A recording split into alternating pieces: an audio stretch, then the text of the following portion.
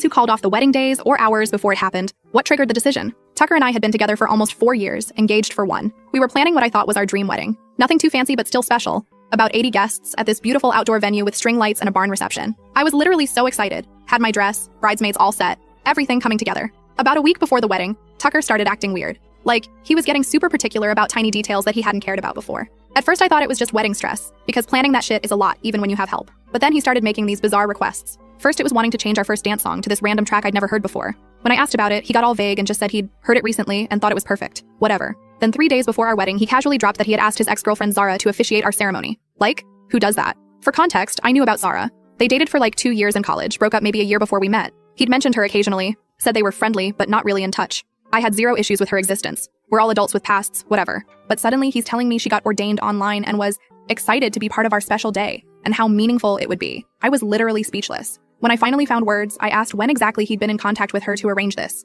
He got all defensive and said they'd reconnected a few months ago and had been catching up. I asked to see their messages, not something I'd normally do, but come on, and he refused, saying I was being bridezilla and controlling and that it was just a nice gesture between old friends. That night, I couldn't sleep. Something felt so off. The next morning, I called my maid of honor, Judy, and told her everything. She was as confused as I was. While we were talking, Tucker texted me saying Zara was driving into town that day to practice the ceremony, and could she stay with us since hotels were expensive. I literally saw red. Called Tucker immediately and told him absolutely not. He got mad, said I was being unreasonable and that it was too late to find another officiant. It wasn't, our original person was still confirmed.